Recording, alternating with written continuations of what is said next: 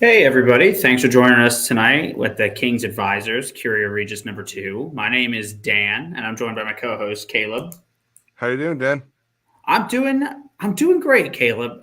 It's another day, another series of unfortunate events for most entertainment companies seem to be out there. Some successes out there, and I'm curious to see what you think about a lot of them. Um, honestly, so I haven't really gone to see any of the brand new stuff that's come out. Um, so I don't really have any. I haven't seen the Flash. I don't have an opinion on the Flash. I Is think that's not out yet, though, right? Those are is just it not out? spoilers.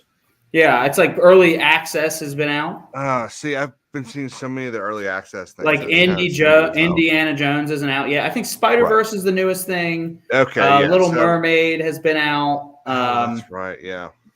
Yeah, there's a bunch of stuff. There was. I don't think we've talked about Peter Pan either. I mean, I don't know if Oh, these dude, things I were just important to you. honestly, I was kind of hoping that would just disappear. I think most people think that when they see a Peter Pan remake, which is hilarious. I mean that one that Disney did back in like '05 was just fine. They should just let that be it. I just found that one to be kind of sad. I guess most Peter Pan stories are supposed to be kind of sad, right?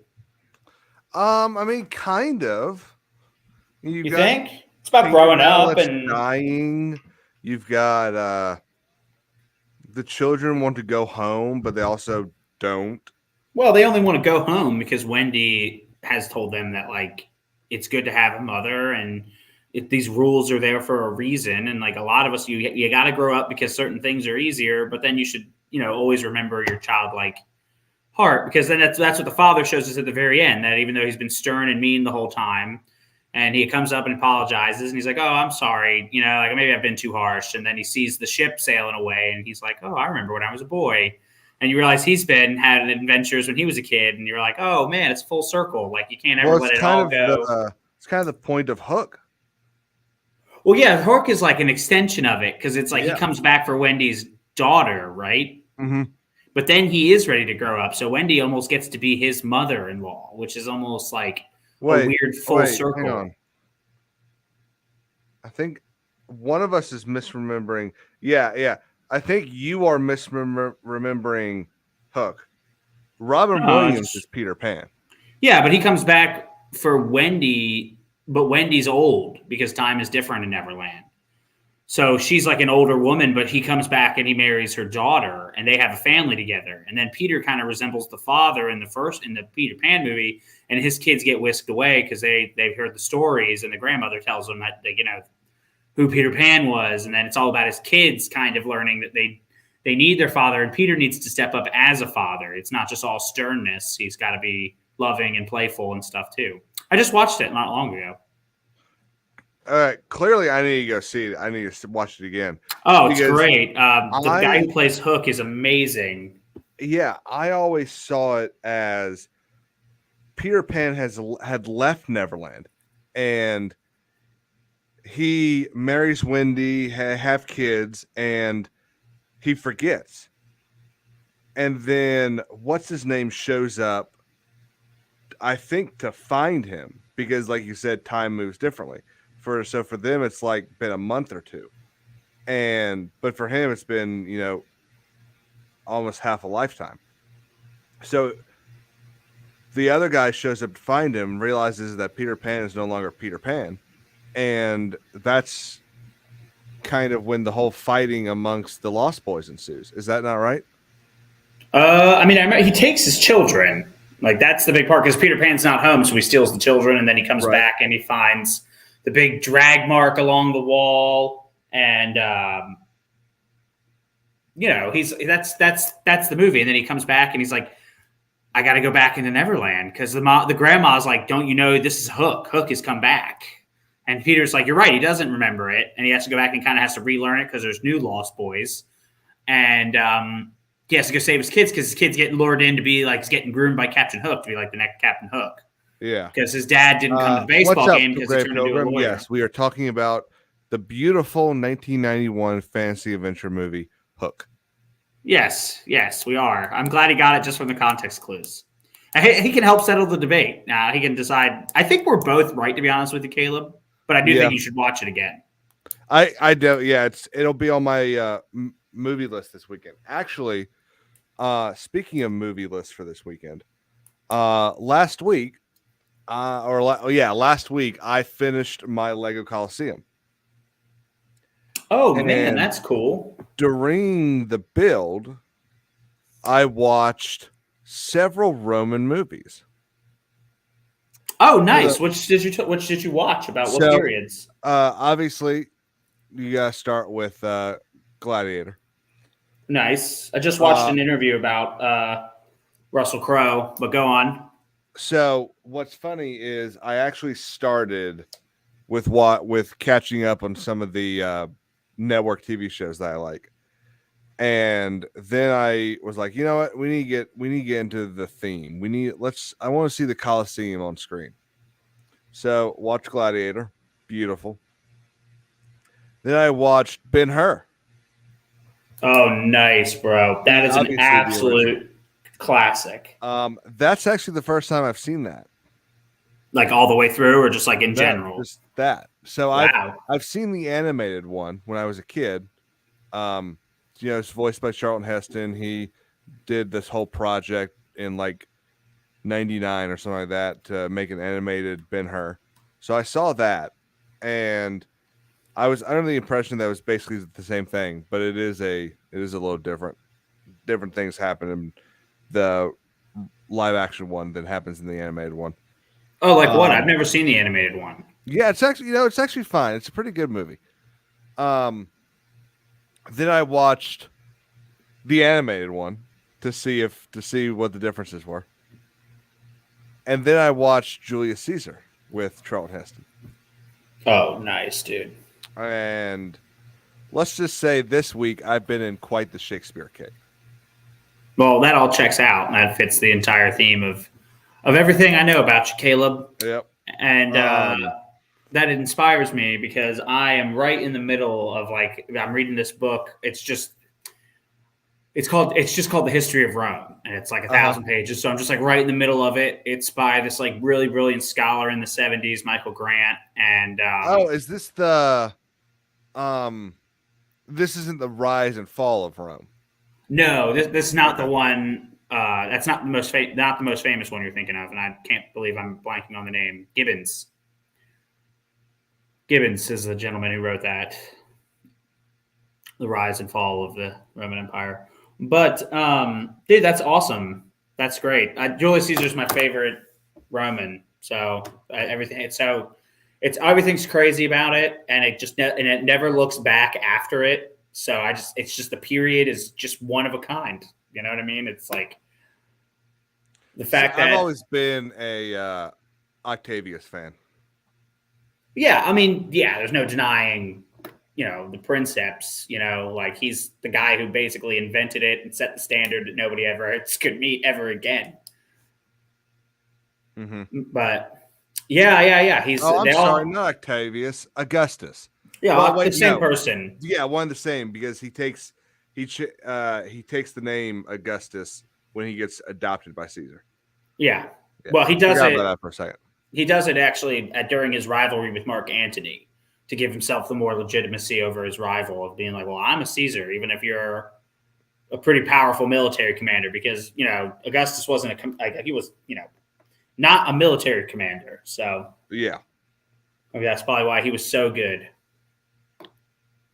But it's one of the things that has always kind of intrigued me about at least my enjoyment of Augustus is, he really kind of messed up trying to legislate morality. And I've always kind of thought if I was in the same position, I probably would have done the same thing. And I think it's one of those kind of human elements of a historical figure that, stands tall in history that you can kind of understand and relate to. Yeah, it's definitely a stride because it's a stride that's noble because, I mean, let's face it, he had a pretty steamy family according to all accounts. So I think he was trying to basically govern the population. And he's the one who brought back like the father of the country, like patriae of the Yeah. country. And it's actually really interesting because it kind of even though he was stripping all of Rome of all of its like Republican actual governing powers and putting in the place of like a one man rule, he was adhering to like a lot of like traditional values at the same time. So it was like, you know, with one hand he swings the sword and the other hand he holds a shield. So it's like he brings up the family, like he brings up like the father as the role of his family because he wants to certify his role as the father of the country. So Exactly. Yeah. It's like a double. And that's how he garners support because everyone's like, oh, actually, hell yeah, brother, you know. So, but he's pretty good at it, but it's hard to say because there's so many times in his career where it could have gone the other way. Like if he didn't have Agrippa as his like closest, like if Agrippa had taken up arms against him or joined with Mark Antony or tried to seize power for himself and had fought off, or if one of Pompey's sons had been successful in overthrowing Augustus when he was ruler of Rome. So it's like, really, it was close. It came down to a naval battle, and Agrippa had to win. So it's like, damn. Yeah. Well, there's that, for anyone that is extremely interested in learning more about Rome, there's a really incredible podcast dealing with Roman history. Dan, I think we have both listened to this without knowing that the other had. Yeah, it's in my Mike library. Duncan. Yeah, The History of Rome by Mike Duncan. Yeah, Mike Duncan. Yeah. Yeah. It's like it's 188 episodes. It's great. But each episode is probably like 20, 25 minutes. Yeah, some of them are longer, tailor-made. There's like 2 or 3 parters if there's a good war going on. I might take another listen through that. That was fun. Yeah. It some hard stuff though, man. It depresses me, all of it, a lot of times. Like when I go through like periods of history and it's just like so many people die, you're just like, oh my God, I gotta just take a step back. Oh, definitely, dude. Now I wanted to. We kind of got off topic there for a second. Well, history. I mean, you were. Yeah, it's fine. Those who don't remember it are doomed to repeat it. Well, I'm trying to think if there's any good, like, we'll circle back to Gladiator, obviously, but I'm trying to think if there's any other good period pieces that are coming up. I don't think there's, what an untouched part of cinema that could be so good is like Roman history. There's so many different miniseries / movies / TV shows that could be made around different parts of world history. Yeah. That the fact that we don't, like, for instance, okay, in the last decade, we've gotten 3-4 movies about Operation Dynamo and Winston Churchill. But I couldn't tell you what any of those documentaries are even about. So I'm not really sure. I'm not sure if I'm a good metric to judge that by. We got Dunkirk, Darkest Hours, Churchill, and I think there's another one somewhere. If you've forgotten, Operation Dynamo is Dunkirk. Oh. So we've got 4 movies about that. Yet we haven't gotten a movie about the Calais garrison, which made Operation Dynamo possible. And Calais was always a good stronghold there. Yeah, they pulled the German advance far enough away so that the English could launch the boats and get to the men at the beach on Dunkirk. Yeah. So, I mean, that's just one very small example of things that we're not getting. Yeah, no, I don't understand agree. why HBO loves to laud their Band of Brothers in the Pacific. Why haven't they finished the mighty Eighth Air. Why haven't they? First off, the dumbest thing HBO hasn't done, and it would be free money. They would print money if they did this. But do an HBO miniseries on the Tuskegee Airmen. Well, they can't go too far with that. You know, they can't go too far with that, Caleb. You knew what ended up happening to those guys in the long run. Ended in 1945 when they come home. They can't do that though. You can't, because you cannot leave that part out of their story. I'll be honest with you, that would be more offensive than showing it. That's why you can't do it at all. Because they experimented on those guys. They got all kinds of settlement money. That's like a huge thing. Correct me if I'm wrong, but they didn't experiment on the airmen. They experimented on the families in Tuskegee after the war ended. The whole syphilis thing, it's not just that. Some of them might have been pilots, but it wasn't, we'll use these 32 Tuskegee airmen. It was, we have these people living in Tuskegee that we can test this on. Correct? I'm more than certain that it had originated from the base of which those gentlemen operated from as an experiment. But I will pause here and look it up, and we can talk about it another time. I'm saying why to you it's problematic, and if you think it's a good thing to push and make it. Honestly, I feel like I feel like the world deserves to see more of that story. Besides two decent movies that were made, one of them being a George Lucas movie. Yeah, I don't know why. I think they're just, as I've grown up and we learn so much about them, and the more I hear about them and study them, they're just absolutely horrific. And I think I'm just a little tired of the world wars. Like, I'm kind of getting more into like the 19th century of like the Crimean conflict, the Russo, like even that earlier stuff, like the Russo-Japanese War. I've never really even been able to stomach the Civil War too much because it's American, and I'm like, oh man, that's really rough. I love history, but I'm not going to lie to you that like I get, like, I feel for it. Like, I'm like, oh my gosh, like that's a lot of deaths. Well, it's funny that you say that, because as I'm sure you saw, well, actually I told you, this morning we launched the first of our What We Love About series with a video that I did on Master and Commander. And that is definitely something we need more of.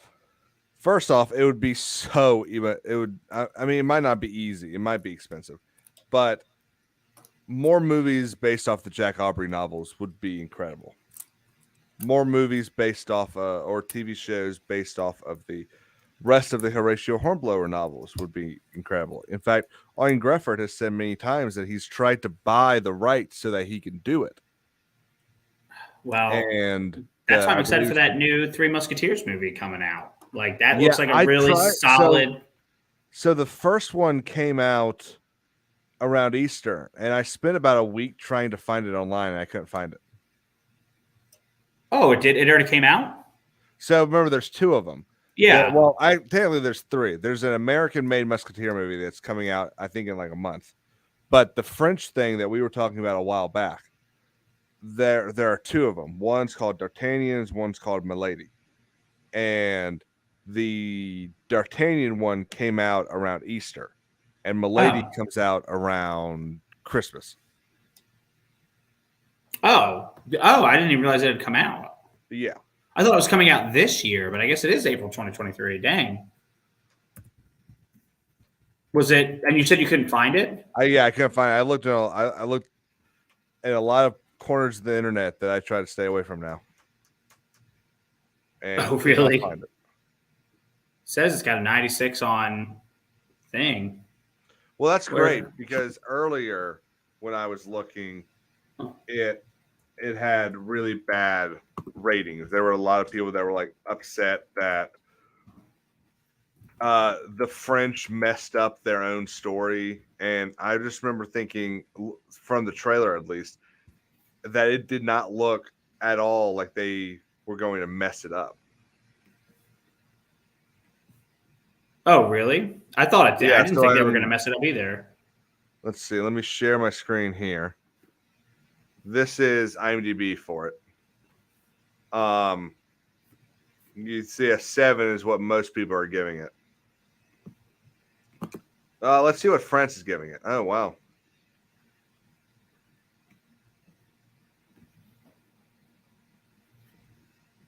Okay, so it looks like 7 across the board.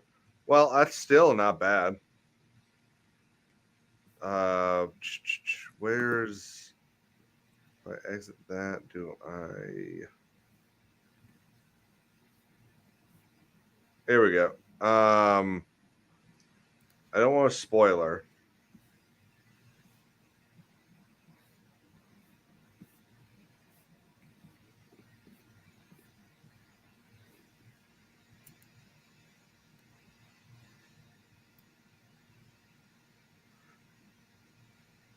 Yeah, so there were a lot of this is not Dumais,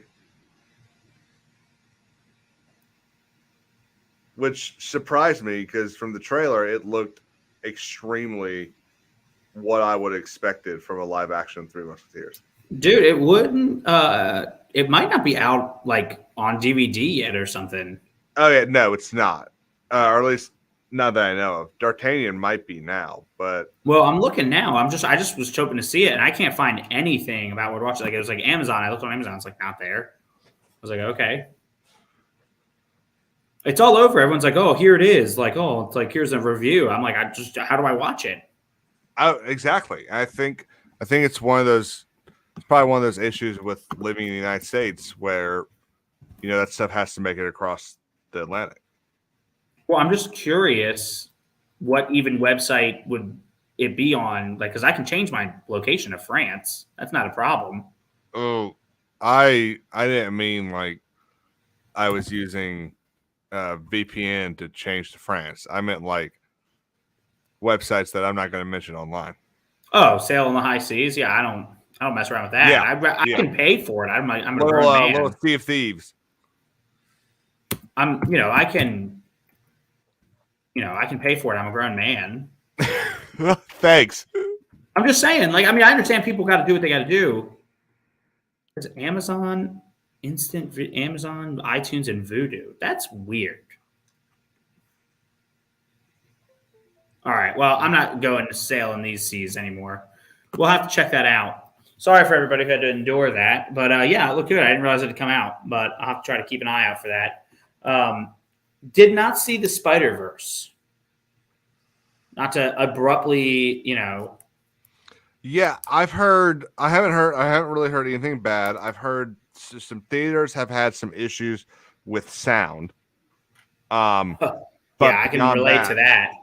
Do what? I said I can relate to that. Remember that clicking in our we theater? went to see Lord of the Rings. It was the last movie I saw. Yeah, that was terrible, man. At least I think it stopped when the movie started. No, it kept going. You know what? I think it did stop after a while. Anyway, I think it did stop after a while. But yeah, I hadn't seen it. I've seen a lot of people like it. It's getting really good reviews, making a lot of money. Have you seen some of this stuff? Yeah, like I don't know, like crazy people are saying. Crazy people. I guess I don't know. I don't know who you're talking about anymore, man. I could be like the guy driving next to you on the road anymore. Oh my gosh. Let's see this one. Let's see.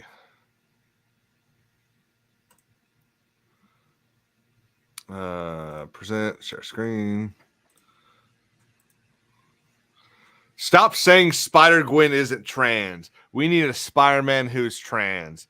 A Spider-Tran. Let us have this one thing. Believe in something, man. Oh, well, yeah. I mean, I'm glad now we both agree that that's a crazy person. But because so they use the fact that she's got a protect trans kids flag in her room, and they use a lot of blues and purples when they film her. Well, I also thought the father had something on his badge or something next to his. Oh, yeah. I'm trying to find he had. Here we go. Gotta be careful scrolling on Twitter, son. Yeah, this guy's fine. He doesn't. You never really see anything on his feed that's terrible.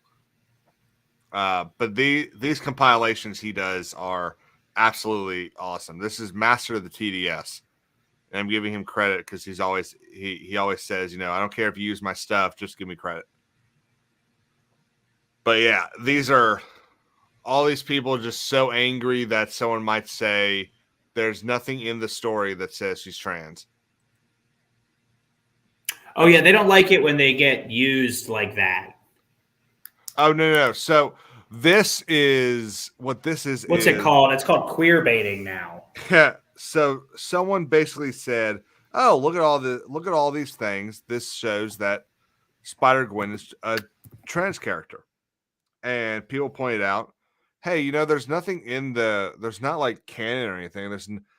There's no Spider-Man stuff. There's no stuff in the story that says, Gwen is trans." And they say, "Oh, well, you're just a phobe. Look at all this subliminal messaging." And then I say, "Congratulations for knowing such a big word." And that's what all this is. So, plot twist: her dad is also trans. Yeah. Mm-hmm. Well, then which one is it?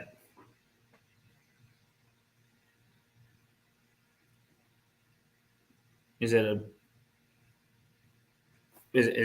a guy or is he a mom or a dad? Well, what's a mom? I don't know. Ask Matt Walsh. Did you hear about that, dude? I can't. I heard about him. I think the other day. So, Twitter made a deal with Pilgrim. I'm not sure if. While I say this, let me look that up. When you say writer, do you mean the writer of the movie? So Twitter made a deal with the Daily Wire to air What is a Woman on Twitter. And they apparently there was a little bad faith. I think probably on both sides. I think Daily Wire it suggested to basically everybody, and Elon was basically like, "Well, no, that doesn't make sense because if some people don't follow you, why would it be suggested to them?" And so the thing basically became, it's going to be suggested to anyone that follows the Daily Wire, anyone that follows the People, and other than that, it's not going to be suggested to people. They can go watch it if they want, but we're not going to circumvent the algorithm and force people to see things because that's what used to happen, and we're not doing that anymore. So after, I think it was, I don't even think it's been a week. So it's been watched like 170 million times. And the other part of the conversation was that, what's his name? Tucker Carlson's first show aired on Twitter yesterday, 2 days ago, I think. And it's been watched like 43 million times. Yeah, I heard that's all impressions, though. That's not like the true view count. Like, it's like people can, like, and when you're on Twitter, like, if you see it on your feed, that's like an impression. And if somebody shares it and it's later down your feed, that's a second one. And like, yeah, it's probably not counting like that as a view, but like, you got to see the times on those. You never know with stuff like that. So it's high though. I'm sure it's millions. For instance, well, so here's the thing though. So I don't think a view has been quantified yet. I don't think we know what a view means. I mean, we're going to need Congress to come in and say what a freaking view means. Like, this is what we have governing bodies for, to be like, hey, let's hold yourselves accountable here. Like, you can't keep telling everybody you have 500 million views and telling advertisers are going to make $1 billion. Because that's who's getting kind of screwed here. Advertisers are like, okay, I guess we're going to just believe you. Like, that's what's kind of happening with Rumble, where it's like, not to say anything bad. I don't know what's going on. I'm just saying it's hard to prove that a lot of this stuff is like completely legitimate. I mean, even YouTube has a is an interest in promoting certain things over other things and manipulating view counts. Oh yeah. Well, you've got Not that YouTube would do it. All hail YouTube. all hail the blessed All algorithm. hail the blessed YT. You've got damn it. What were we talking about?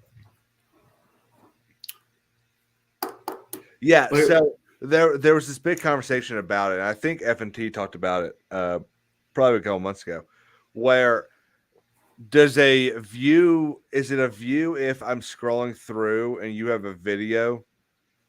And so as I'm scrolling through, the video plays. Does that count as a view? Does it have to be 5 seconds? So there was something where it might have been Instagram or something that they basically quantified a view as at least 5 seconds of watching, because you can't just, because it doesn't take 5 seconds to scroll through something. So obviously, if you're 5 seconds in, you are viewing. So that's how they quantified it. Now, real quick, I really want to ruin your day, Dan. Oh, okay. Do you know what happened 8 years ago today? 8 years ago was 2015, 2015. I was in college. Let's see. Did somebody die? Yeah, actually. So it did die. Okay. All right. Is it a male or a woman? It's a woman. Well, it's a girl. Okay. Is it considered dead naming today? No. Oh, she's really dead. Yeah. Oh, okay. Well, I don't feel like playing the game anymore. What is it? Stannis Baratheon burned his daughter alive. Why would you freaking do this to me?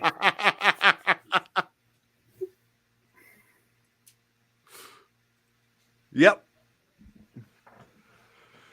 How do I get myself out of the stream? You don't even. I'm so mad. You're so mad, dude. I'm. So I can't believe you would show me that fan fiction trash.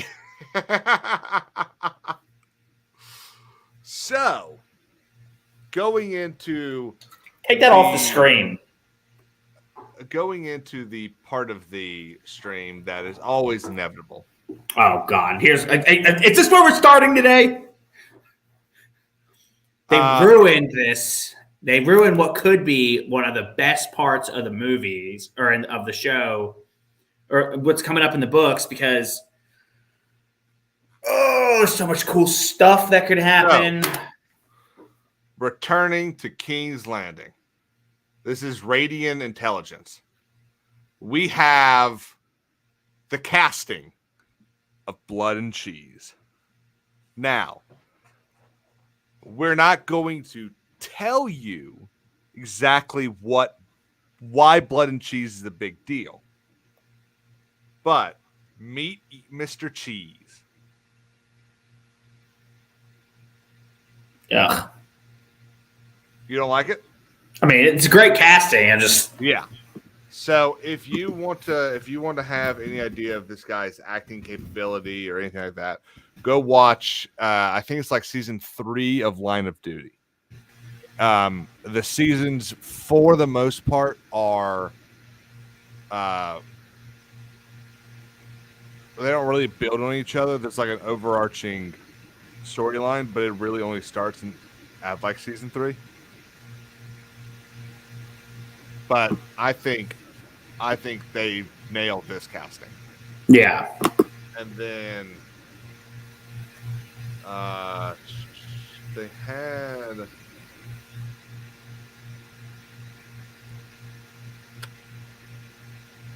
I thought the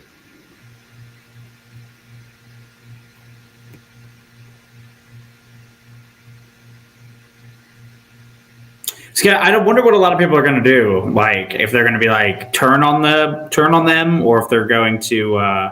So I think people are going to turn on Damon. Well, yeah, I think people already are. You really think? I don't think people are right now.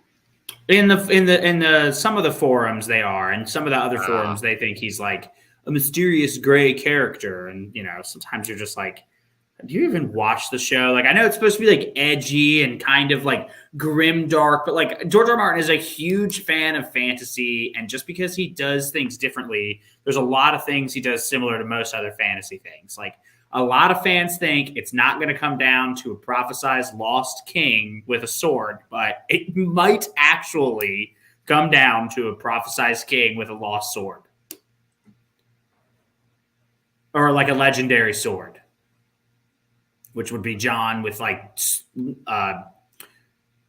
what's the, oh my God, I can't believe I forgot the name of the sword.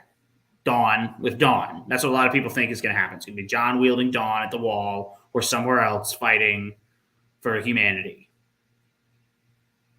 But a lot of people don't think that's the ending. Because they cast cheese or they cast blood as well. But I cannot find the guy. Oh, no, that's cheese. Oh my gosh. That's hilarious, Pilgrim, because he might as well have. Stephen Delane was so good in that show that it's pretty much well known by this point that D&D, the showrunners, were really not understanding of Stannis' character, and they didn't really know how to direct Stephen Delane, because like there's parts of the story where it's like, for TV purposes, they probably should have had Stannis just kind of lose after Blackwater, and like that could have been something they changed, because really after that, other than having no real purpose, like, yeah, they have him save the wall, which in the books is like a big, huge deal, because he's going to like he's going to use the 100,000. Well, maybe there's a lot of wildlings up there, and he's going to use them to kind of reinforce his ranks and go through the hills and take back the North from the Ironborn and earn the trust of the Northmen to like betray the Boltons and fight on his side. And he's got a lot going on, and so he's not even near his daughter. But the crux of it is like, he might as well have burned his daughter in real life, because he even opened up. He was like, yeah, I never knew what they wanted from me. Like I didn't even know what they had planned and how they were going to do it. And they gave me very little direction. And, so it's just one of those things that's frustrating, but he's a really good character in the books. And the actor is actually surprisingly great for him. You wish that the show would have done a little better to portray that actor the way he is in the books, like a little bit more tall and a little bit more like, he's usually in armor and he's like more kingly. Like, he looks like a king a lot of the times. Like, he has nice stuff on, even if it's simple. Like, he's more practical, but it's still like really nice stuff. But he's just seen as more of a pragmatist. Anyway, I'm gonna quit preaching the Stan man today. Quit being a Stan. I'm happy you were doing that, because here is blood. This took way too long for me to find. This is who's been cast as blood. It's gonna get nasty. What do you think? I mean, it's gonna be bad. I mean, it's great casting. I'm just nervous. 6'5". Fits the physical description of blood. Big bruiser who doesn't mind carrying out violence. So 6'5". I feel like the only risk is having him compared to the Mountain. Well, I mean, there's a lot of characters that are supposed to be like the Mountain size. Like, he is huge. Like, he's probably the biggest, but like Robert Baratheon is supposed to be like just a few inches shorter and smaller than the Mountain. And then there's a lot of the knights are way more big than the actors could actually be in the show. Like they're all huge guys. Like, we're talking about like, they really would have needed like pro wrestlers to come in and put them in armor. You know what I mean? Like, that's how big a lot of the knights were. Like, if Dave Bautista was in armor, you'd be like, oh my God. You know what I mean? He'd make Matt Smith look so stupid. You'd be like, oh, that guy couldn't even hold up that armor. You know what I mean? But not that Matt Smith's bad. I'm just saying that's why it's hard to do that size. But he'll look good. He'll stand out from everybody and look like a giant, and everyone will be scared. What's up, Special Ray? Special Ray is a interesting person. They've been in a bunch of other live streams that I've been watching these past I think 2 months now. And I've got to say, it is the best profile picture of anybody. Yeah, it's really perfect, actually. You just really need like a voice box coming out saying, yeah, I bypassed the compressor. Now I bypassed the character development. I bypassed the compressor. Well, then what's cooling everything down? You can't just bypass a compressor. Like, yeah. What was it? What was it? The compressor for the mini fridge under the deck? Like, what was it? What was it doing? Whatever. So stupid. So I was on a stream last week with the Sundowners Club, who, if you haven't watched, you should definitely go check them out because they are awesome. And we were talking a bunch of House of the Dragon season 2 stuff, and got not necessarily spoilers, but some photos of stuff that they were that they're doing. You know, they're filming over in Spain right now, and it looks like they're using Spain to film lower levels of King's Landing rather than where was it, Croatia in Game of Thrones? Yeah, I think there was parts of it, like the castle, I think was Croatia. Yeah, and so they're not filming over there; they're filming in Spain, and which I think works because, you know, it's 200 years earlier. Everything's going to look a little different, and these areas of Spain still look, 700 years old. Oh yeah. So I really like the location. They show some. It looks like they're back to that early few seasons of that care of, like, I'll tell you what really was getting old was the costumes. Well, Ryan Condal really seems to give a shit. Well, like, it was like all the pageantry just left at the end of the show. It was like, well, they're all in black. I was actually talking to him about that, and he had some insight that I had not heard before. But apparently when I think it was about halfway through 6, they started renegotiating their contracts. As you know, everyone in that show was like 1 through 10 on IMDb's most searched for like 4 years. They were the A-list actors now. Yeah, they were in the biggest thing in the world. Yeah, D&D were wanted by everybody. And so HBO is notorious for not paying. They don't want to spend more than they have to. And so D&D wanted these $100 million contracts, and they said no. And so they negotiated just a regular contract, but D&D went back and looked at their contracts and realized they only had to give them another 13 episodes. They were only contracted for another 13. And as we know, George wanted them to do 13 seasons to actually tell all the stories. And they didn't want to do that because they weren't going to get paid. So they said, okay, we're going to do our 13 more episodes we have to do. And that's why season 7 is 7 episodes and season 8 is 6. Wow. That's crazy. Yeah. And which begs the question, are the stories about HBO basically writing a blank check for season 8? Is that true? Have we been lied to for the last 3.5 years? Yeah, maybe they were just deflecting. They were like, "Hey, we wanted to give him as much money." What I'm wondering is if it's both. If what they said was, well, we'll pay for whatever you want to do in this last season.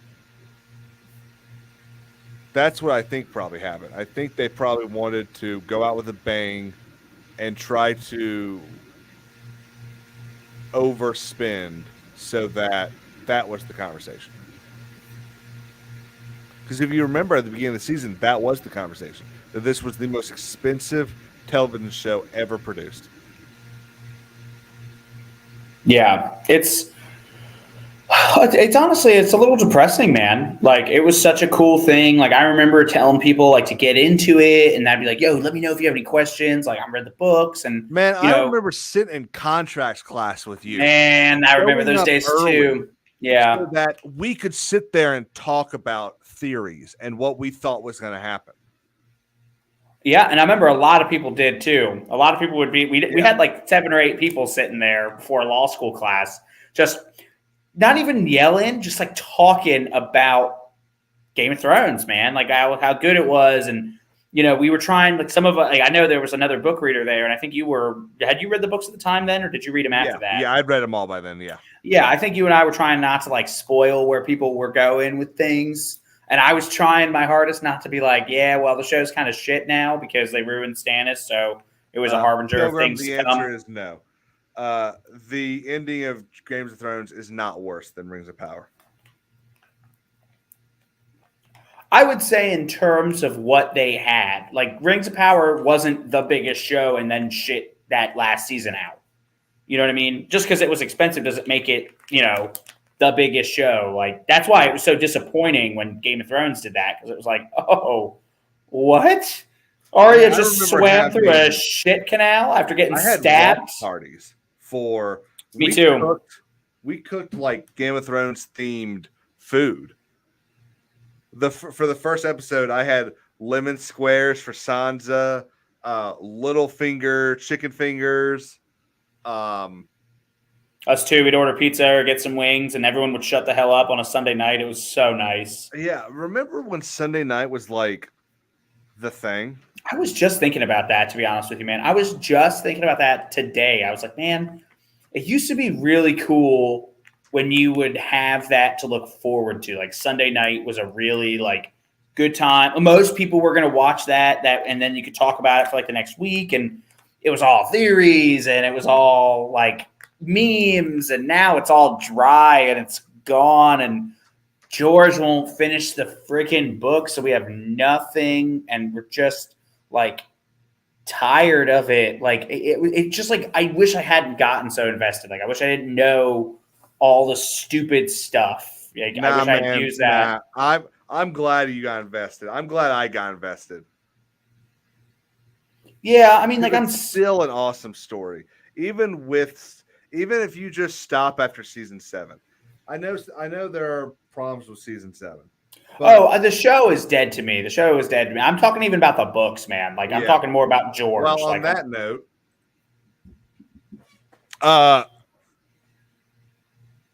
Special Ray. Look, people are going to tell you not to watch it. I think you should watch it. I think you should watch Game of Thrones.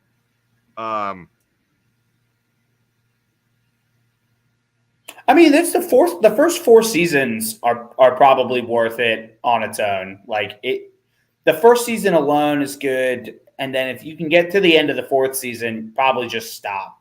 I would say a lot of people like the 5th season. For me, the fifth season is where it all goes downhill. But it's almost been 12 years and 44 days since A Dance with Dragons was released. 11 years, 10 months, and 19 days.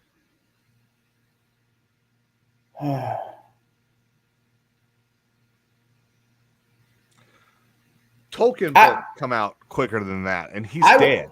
I would say that it's probably, if I'm being realistic, it's probably 5 years overdue.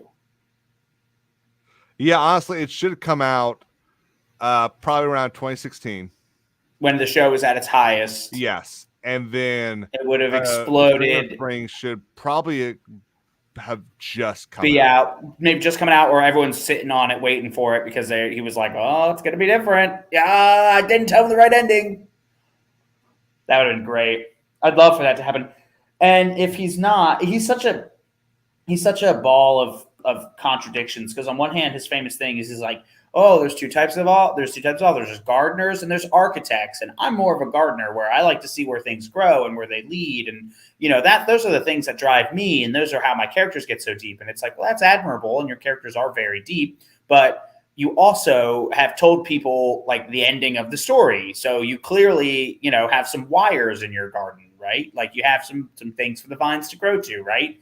And it's like, well, See, no. he should be writing right now. Like he should be in his cabin writing. But Well, that's the he's problem too is busy doing this. he's got so many things where he's hinted at things here, and like his interviews have done this, and like he's answered this question about this. Like it's getting hard for him to keep up with all that. Like in that book that came out, it was like, hey, don't like it's called it's called something of the dragon, and it came out and it was like all this behind the scenes stuff, and he was like, oh, in the book, I told them the 3 big holy shit moments, which were the Hodor, hold the door, Stannis burning Shireen, and King Bran. So those are his big 3 things. But then he's also apparently let slip that Daenerys is supposed to be mad. And it's like, well, that's a lot of stuff to have happen that doesn't look like it's going to happen in the books. So those are like 3 huge points that you've spoiled for the book readers, like by coming out with this. And it's really difficult too, because now with the House of the Dragon, he's almost got a chance to like right some of his wrongs. But again, he's avoiding giving the book readers the satisfaction of figuring these things out in narrative. So now it's almost like he's got a cheat code where it's like when we read his story, we're going to have known what Aegon had happened in the show, right? Because he was like, oh, well, Aegon conquered the 7 kingdoms to save the world. And it's like, well, that's new information to everybody. Are you joking? Is that canon? And then it comes out, he's like, yeah, that's canon now. Like that's the show's not canon, but that piece of information's canon. And it's like, it's just your word, the gospel. And Pilgrim, we're going to address that in just a sec. But he's using the show to canonize ideas that he didn't think of while he was writing. Well, there's also no good way in the story that he's made to put that information to the reader who needs to know it. Pilgrim asked, did George have much to do with the show? And is it possible he was going to do what season 7 and 8 did after the but after the backlash, he changed course? Well, I can tell you a bit about the history about what happened with George in the show. There were some disagreements about certain characters that he wanted to continue on with. Namely, like, I think the big 2 are Lady Stoneheart, which is spoilers, everybody, for a fucking book that's almost 12 years old. Is Catelyn Stark reanimated? So she's like a kind of like a deathly vengeance zombie running around the village. So in the 3rd book, after Beric Dondarrion finds Catelyn Stark's body after the Red Wedding, he basically gives her the kiss of life, and she becomes this like almost spirit-like force. She's consumed with, I'd almost say, hate and vengeance. Vengeance is a better word. She's consumed with the vengeance that she wants to serve on everyone involved in the Red Wedding. Yeah, and then the second character is who's commonly referred to as either Young Griff or Aegon the Sixth Targaryen, or a lot of people in the fandom call him Fagon for fake Aegon, because he's this boy out of nowhere that Varys props up. Varys and Magister Illyrio over in Pentos, it's Aegon the Sixth, the son of Rhaegar and Elia, and he's come to take the throne from Cersei and the crazy Lannisters. And what's so crazy about that? But they cut him out of the show. They were like, George, that's crazy. Like, we're not going to do that. They couldn't have done that. He's not even introducing the books until the 4th book. Well, technically, he's in the 1st book because they mention Aegon the Sixth. So it's like, well, we do know he's like apparently the excuse is that he sets up the mystery. Like, we're supposed to question that in the books. You know what I mean? We're supposed to be like, oh, maybe he's not dead. Every time someone tells you, he did a really bad job of doing that. Well, and this goes into, again, so that's like the reason why they got in an argument and he kind of stopped in like having so much to do with the show, Pilgrim. And then there's what slowed him down with the book. There's 2 things also for that. There's what's commonly referred to as the Myronese knot. And I think we've gone over this before, Caleb, where it's like a lot of characters have to get to Meereen at the same time and interact, and they're all point of view characters. And that's going to be really difficult because, point of views work best when it's like not 2 POV characters in the same room, because then you have to kind of write both their POVs from the same like that's kind of weird, But there's also when George R. R. Martin supposedly ditched his plan for after Storm of Swords. He was going to have a 5-year gap in the book where things kind of happened, but then it was also going to age up all the characters because he realized everyone was kind of young. Like Rickon's like 5? You know what I mean? Like he's like a little baby. What, 11? 7? Yeah, not even. Yeah, and Bran's like just turning like 12 and stuff, and Rob's like 15 when he dies. So yeah, like John is like 15. So he wanted to age everybody up. John would be 16. John's 16, at least like a year older than Rob. No, they're not actually that old with each other from each other. What's up, Star Wars dog? What up, Star Wars dog? And but that's not that important. I mean, unless you want to get into some John's parents theories that are crazy, but because there's a lot of them. But there's only one. There's two. There's many. There's three. There's 3 big ones. There's 4 big ones at least. Because D&D were only allowed to make the show because they were able to tell George who John's parents were. That's true, but apparently, there's some people out there that don't believe. I'm just telling you what's on the what some theories are, because George is a liar. George said this book should be out. Explain those, because or at least one of them. No, there's 4 of them. They're not too long. One is the classic Leanna plus Rhaegar. R plus L equals J. That's classic and was confirmed. And then there's another one where it's Ned and Ashara. So it's like Ned. It is Ned's bastard with Ashara Dane. That's a little that I can get into the history about that. It involves the Tournament of Harrenhal. The woman that he takes the sword back to. Yeah, the Danes, Arthur Dane's sister and stuff like that. There's the classic, what he tells everybody, which is that he got a wet nurse down at Starfall pregnant, and she had a kid. So that's John's mother. Mm-hmm.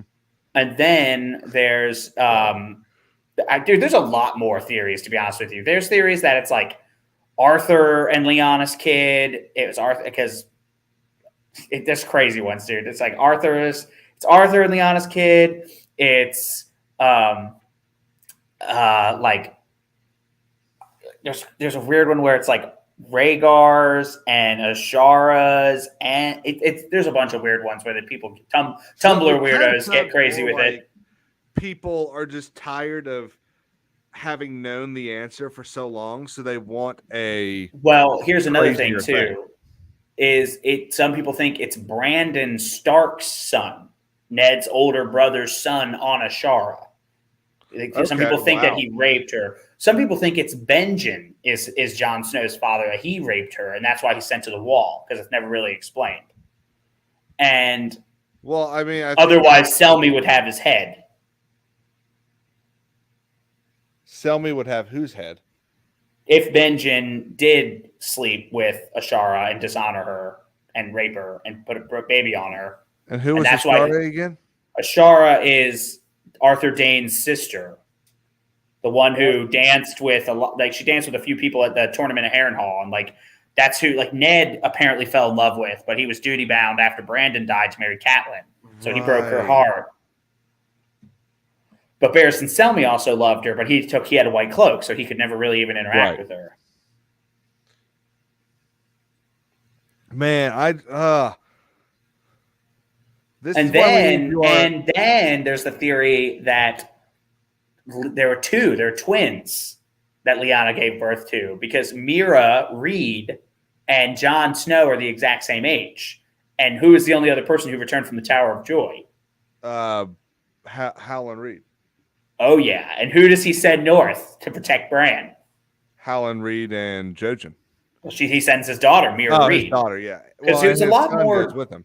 Yeah, but she's a lot more of a character in the books. Like, she's really strong and fierce, and is a really independent woman. And then Jojen is just kind of, he's always talking about his green sight. Yeah, because he's gonna die and he knows what. Yeah, that's a whole different theory too. You ever heard of Jojen paste? Yes, but it's been so long that I forgot what it's about.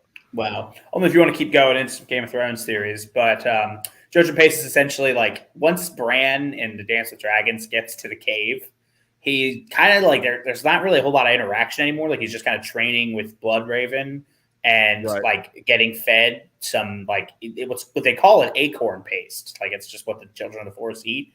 But he says it tastes like pretty nasty and like can't really even see what it is a lot of the time because it's so dark in the caves. So what, they're eating Jojen? They're eating Jojen because he needs to absorb his green sight powers. Like, and that's like a way you would do it is through cannibalism. Oh my gosh! Oh yeah, dude.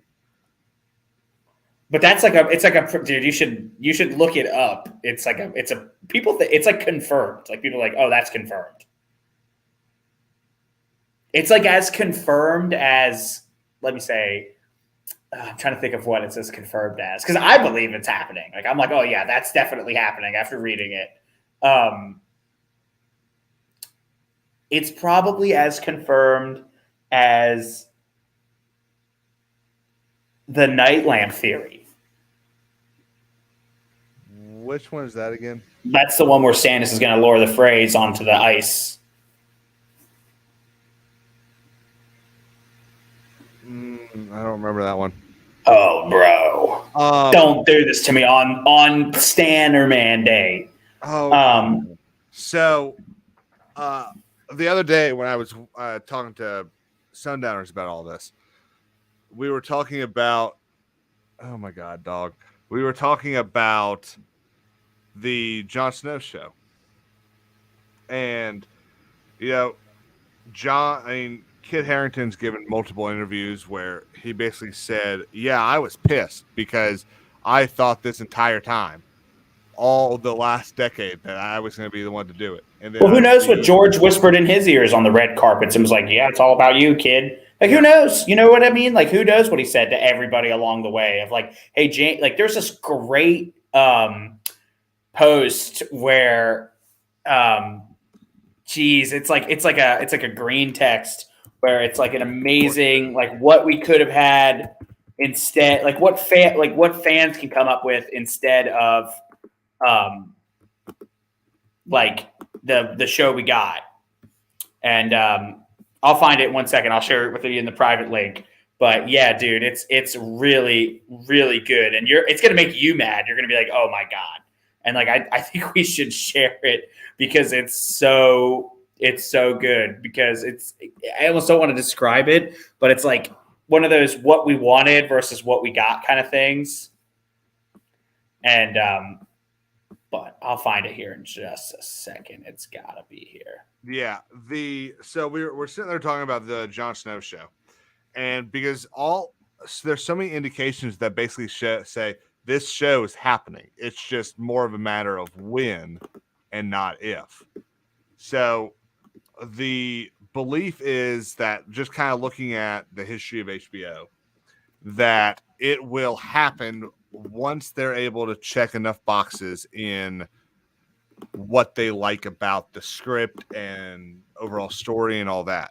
And Sundowners, they're in the chat, by the way, but go on, is of the belief, and I think I agree with him, that the show is going to be used to kind of fix the ending of Game of Thrones. Yeah, I mean, we're going to get a Night Queen, bro. Well, so what it's probably going to be is, if you remember that scene at the end of, I think it's season 3, where you see Craster's child become a White Walker, yeah. Yeah. That's never really brought up again. So apparently the idea is that there's so much they never brought up again. John's going to be suffering from basically PTSD during this show, and he's going to be trying to deal with it, go through some stuff, and then they're going to all realize while they're up there that the threat isn't over. That that the Night King was just the beginning. Yeah, I mean, don't you think that's a bit of a cop out, though?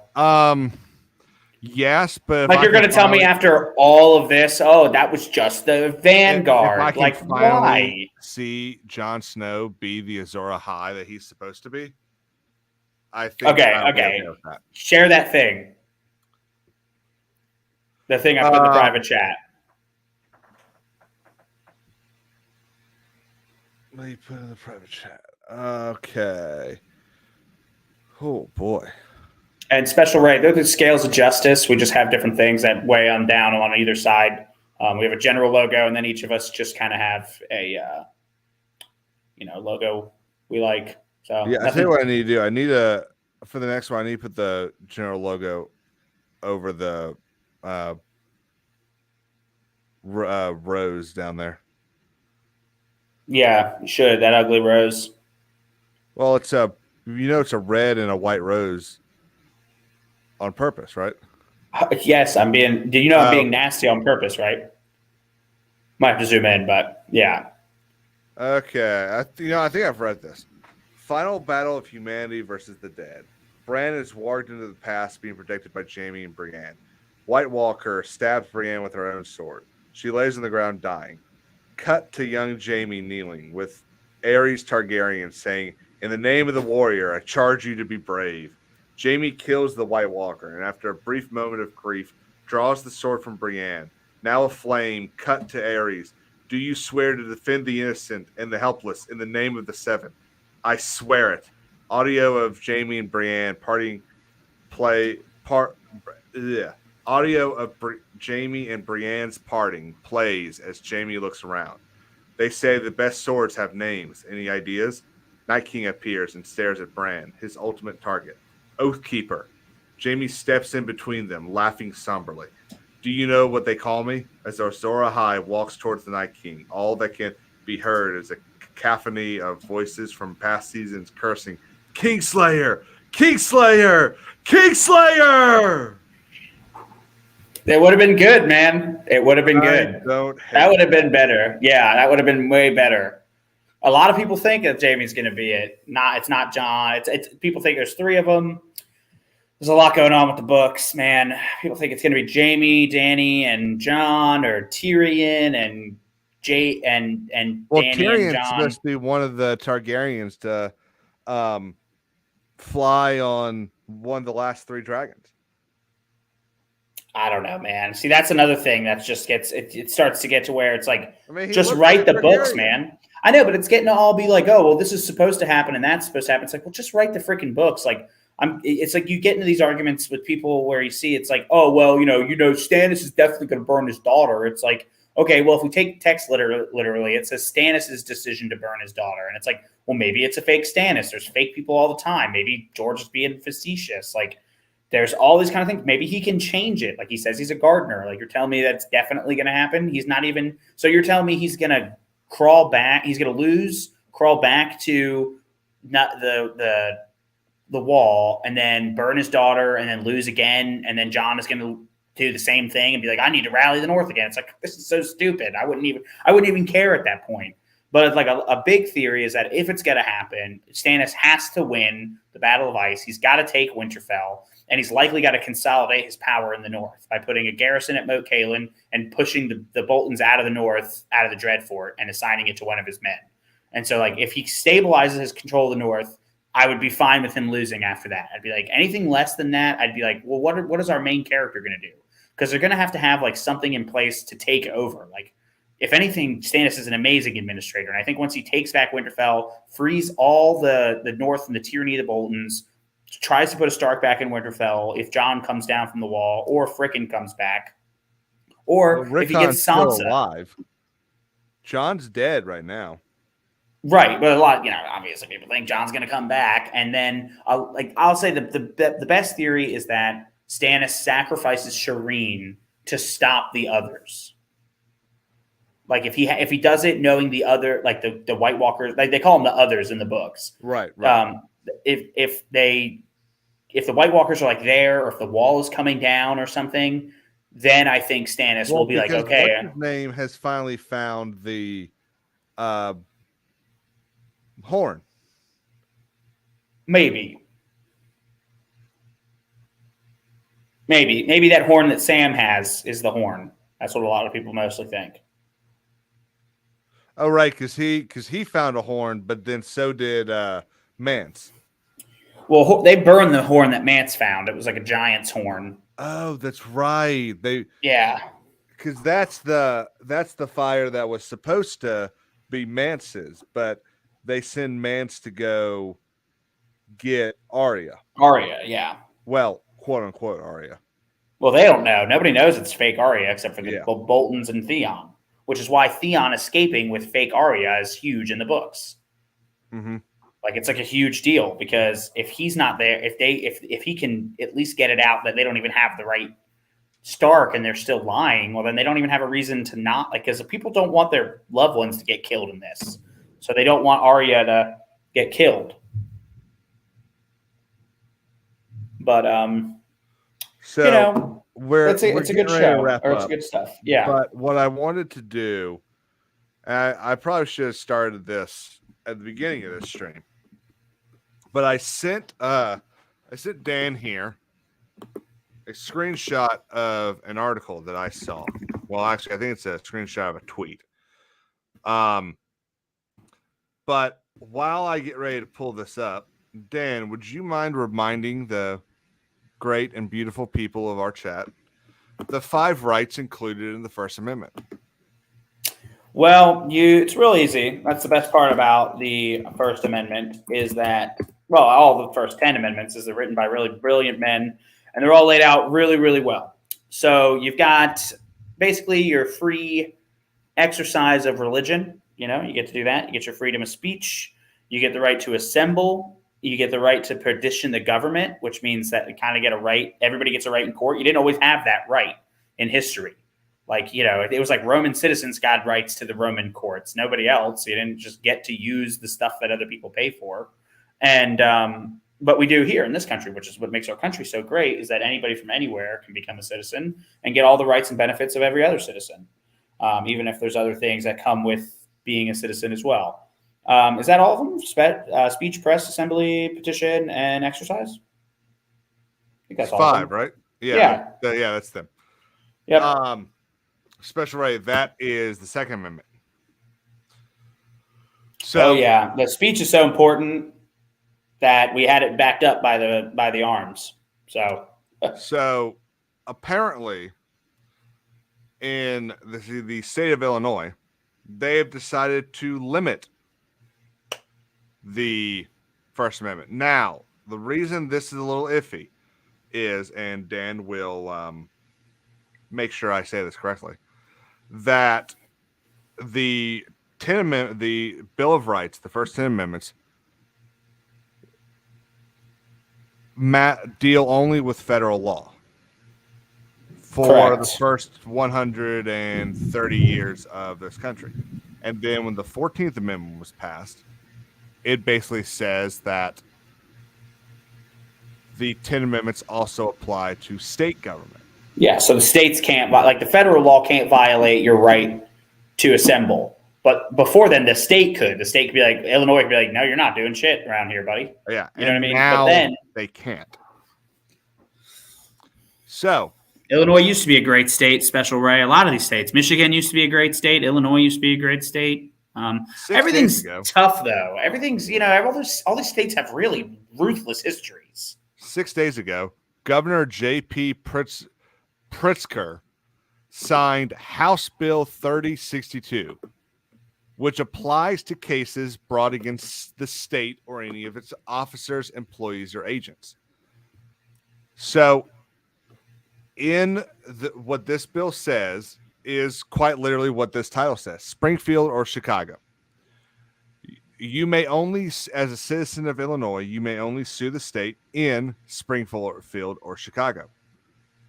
So they are limiting the locations that a judge can sit in judgment of the state, which blows my mind. Imagine, Dan, we're both here in South Carolina. Imagine our governor says that I cannot sue him in Charleston. I can only sue him in Columbia. I mean, that's insanity. Dude, we're in insane times. Like, that's just one state doing something, and that's just all lawfare. Like, we don't have the same. We used to think that this stuff was beneath us, like to go so petty as to like use the law against our opponents. And I'm not saying it's never happened. I'm saying that it's something that we used to have a really low tolerance for. And now it just seems like it's open season as far as using the law to your advantage and against your enemies.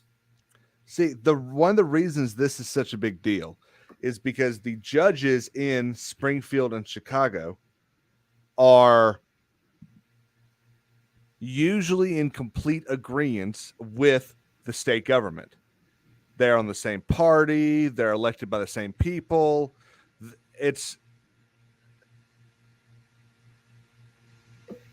unfair because the judiciary is supposed to be a check on the executive and the legislative. And what this law does is remove that check. Now, you don't have the right to a redress of your grievances anywhere in your state. You have no right to a redress of your grievances heard by any judge. Now they have to be specific judges. I mean, that's basically just playing DC circuit of politics now. Like, this is what you do is I don't think this will last long. I imagine this will be there's probably already a lawsuit in the system on this bill or on this law, and I imagine their Supreme Court will strike this law down because it's a clear violation of the First Amendment as it applies to the states through the 14th Amendment. Yeah, I would imagine that this is all coming down to certain lawsuits that they want to push out, and it's going to take years to get that through. They clearly are trying to protect their asses and keep themselves from being sued and prevent certain judges from being able to hear those cases.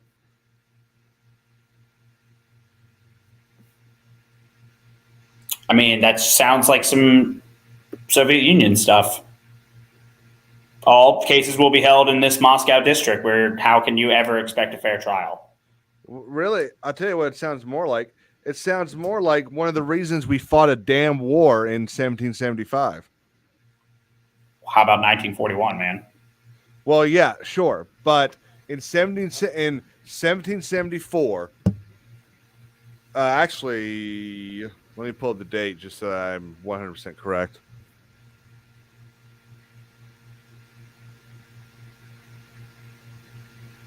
On March 5th, 1770, several Bostonian citizens were killed by the Boston garrison during the Boston Massacre.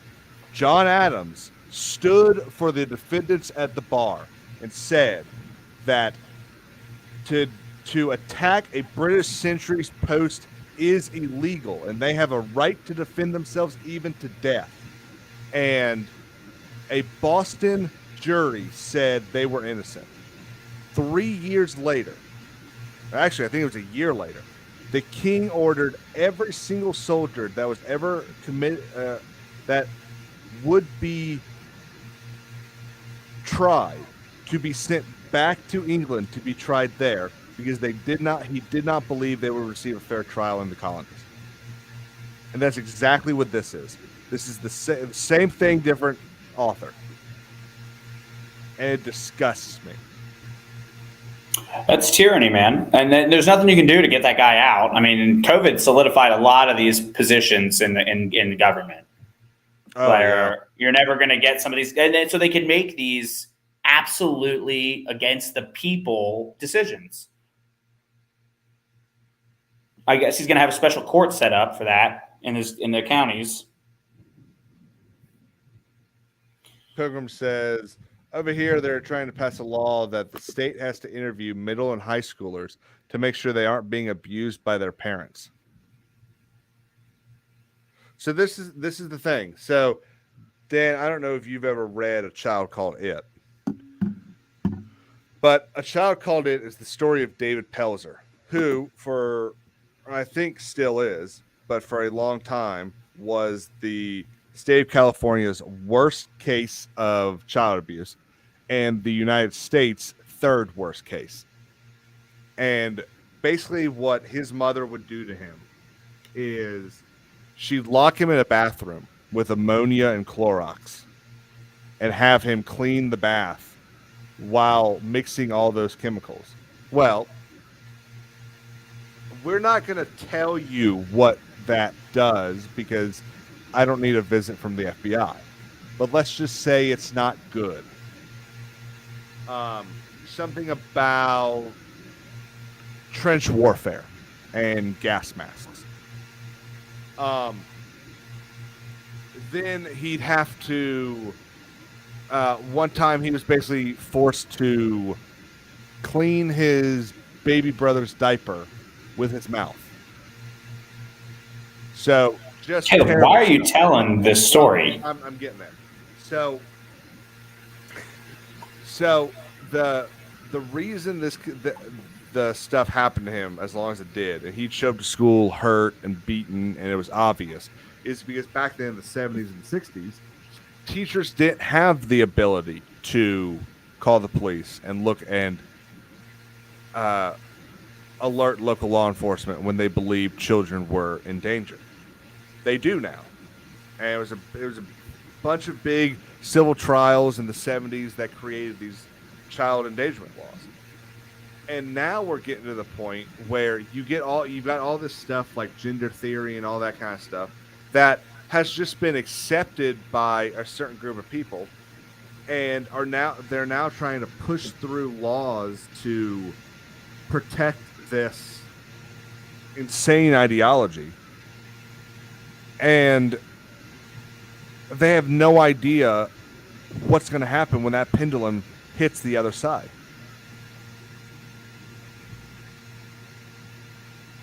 Damn, dude. Yeah.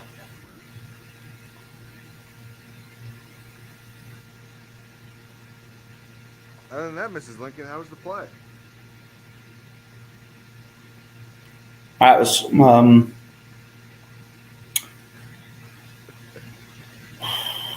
It's intense shit, isn't it? Okay, Ray, you can stop saying cyanide. Cyanide's not the right answer.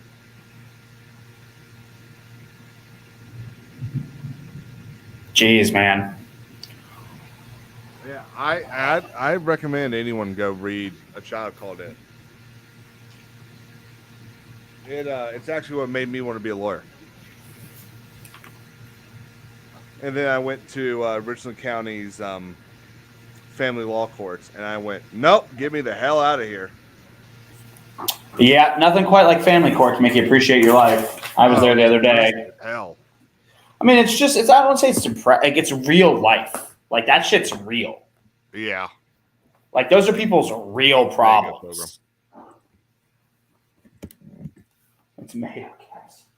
I like the ketchup gas on my hot dogs, actually. Well, Caleb, whatever viewers we had, you just scared off. Real quick, have you seen what New York City looks like right now? I've seen what parts of it look like. Yeah, and apparently, have you heard about this like super fentanyl going around? So this is from Critical Drinker. New York City looks like Blade Runner 2049 right now. Look at this. Gary said boring and stupid. Yeah. Now, thanks to the what? Apparently there are fires in Canada. I thought it was like smog and stuff. I thought it was too many cars. Why is Jimmy Pesto trending? Should we find out? Yeah, go ahead. I don't.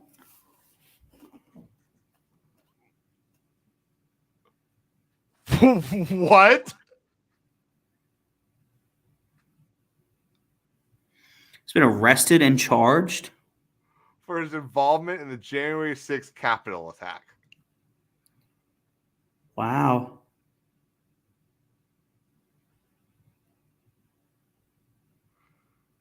Oh my God. And of course we've got this beautiful lie trending that what's his name, that George Lucas is going to buy Lucasfilm back from Disney. That's just not going to happen. I wouldn't even care anyway. I think I don't know. I know it's special, but I think it was just I think it was actually should have just been the original 3, and then that's probably it. It kind of lost. I think it lost. No, just the original 3, like New Hope, Empire, and. So you're not a prequel guy.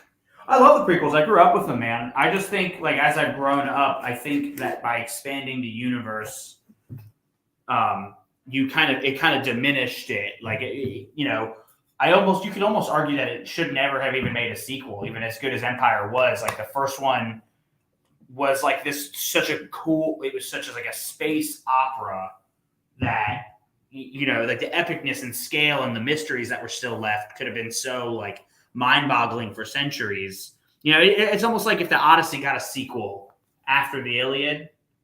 I don't know. I've gotten older and I'm like, maybe it got too. The universe almost got small somehow. I don't know if that makes sense. Yeah. Are you packing up? No, I mean I'm just chilling. It just you got a little. It sounded like you were a little further away from your mic. Oh, sorry. Yeah, I was just I was unplugging my mic. Yeah, sorry. That's fine. Oh, how about this? Here's one thing you can react to real quick, buddy. Did you read the New York Times article about Sean Bailey? No, I don't even know who that is. Sean Bailey is the president of Walt Disney Productions. Oh, I did hear about this. Yeah, so the production house that basically puts the movies that Disney makes in the theater. Hang on.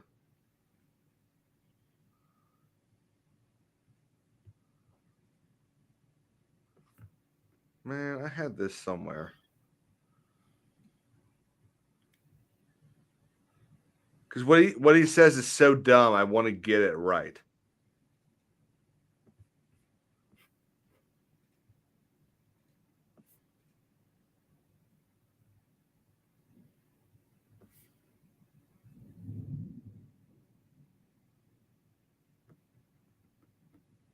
Okay, sorry guys, bear with me just 1 second. I'm just gonna pull up my phone. I have it on my phone. Did you play Gollum? No, I did not. I did, however, watch videos of Mahler and Az playing Gollum, and it was glorious. Oh my god, it looks. I'm embarrassed to be a Lord of the Rings fan, man. That's how. Like, I wish it wasn't the Lord of the Rings. I'm like, don't even put that near it. You know what I mean? Yeah, I wish it was anything other than that. Yeah, don't even say it. Yeah. Like, I hate that it's Gollum. I don't want this game. Like, why they make it? Why they make it bad? Like, it's just so weird. You know what I mean? Oh yeah, I can't stand it.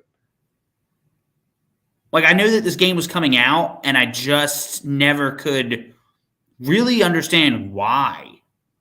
Like, why? Who wants to play as Gollum? Like, that's not a character you should want to, like, associate with or, like, vibe with. Like, he's not. It's bizarre because you've got this, what is it?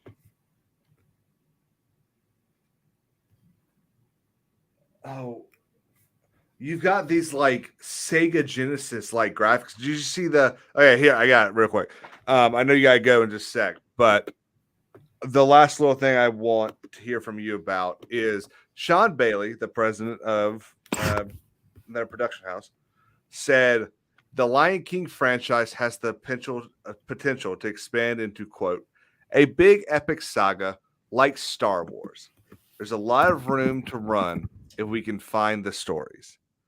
Now, I don't know about you, but if we go all the way back to the original story, Hamlet, how many times have you watched or read Hamlet and gone, you know what? I'm really curious what the dude over there holding the sandals thinks. I'd like to see another play about him.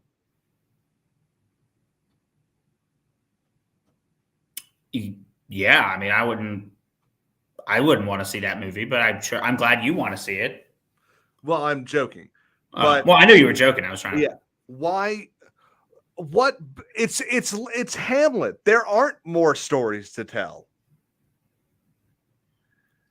Yeah, well, it's like who's the guy who dies in the first act, in the first scene? It's like Horatio or something, or it's like it's like God. I was in a play of Hamlet. I can't even remember what the fuck it was.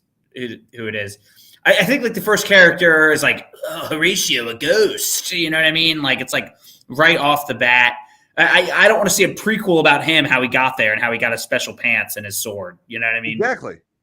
Yeah, the LKCU, the Lion King Cinematic Universe. They need to stop doing this. Cinematic universes need to end. Well, they're easy. People are like, oh, well, we know what, it's just a piecemeal. Like if there's no risk, there's no story to tell. Like with Han Solo, it's like, look, like that's how he got his dice. It's like, I don't care. Moron. That's how he got his name Solo. Oh, God, I know. That movie should have been about how he earned the right to wear the red Carillion stripe. That movie should have been about nothing because it shouldn't exist. Well, you got me there, buddy. As I always will. No, I'm just kidding. But I do have to go. Yeah. I'm sorry, everybody. Thank you so much for stopping by. I hope you enjoyed this Curia Regis #2. Curia Regis. We'll have some more content coming out in the near future. I might be recording a video tonight. We will see. It all depends on whether or not I finish working time. Wow. You're a good man, Caleb. I appreciate you having me on. I'm glad we're doing this. And I appreciate the chat. We're having each other on. This is our channel. No. I'm glad you made time for me today. Because I know that you have to work around my schedule a lot, so I appreciate you doing it. And I appreciate the whole chat there. Good to see everybody. Special Ray, Pilgrim, Dog. Glad everybody made it out. And we'll see you guys in a couple of weeks. Amen. Amen.